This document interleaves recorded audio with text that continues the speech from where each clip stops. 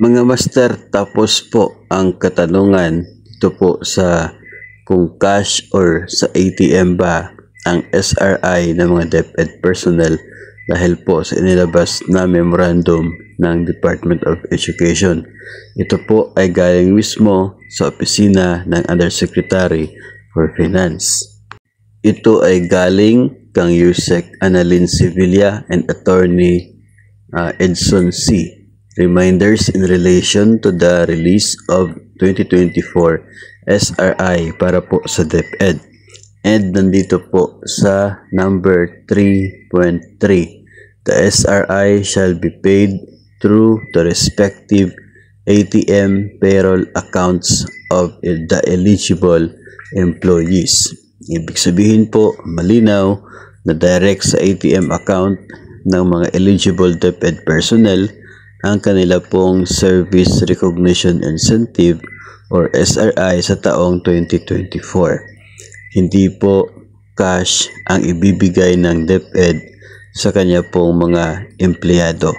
Ito po ay malinaw at ito po ang atin pong aasahan, no, para po sa mga darating na araw sa mga tatanggap ng SRI.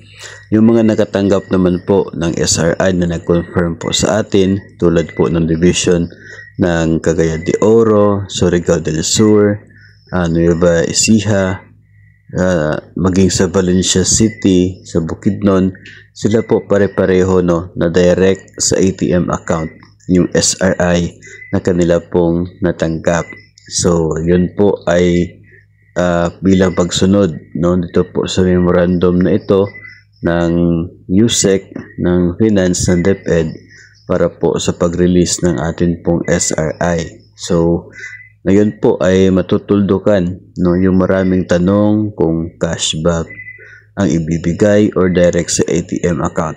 Alam po natin na hati ang opinion ng mga kasamahan po natin dahil marami naman po ang pabor dito sa ATM account, no, dahil mas secure, mas madali, at kahit saan pwede mo siya ma-withdraw. Marami naman po yung gusto na cash yung kanila pong SRI dahil sa kadahilanan po, no, na nakasangla ang ATM card nila, wala po sa kanila, hindi po sila yung humahawak. Kaya para mas ma-enjoy po nila yung SRI ay mas pabor sila sa cash.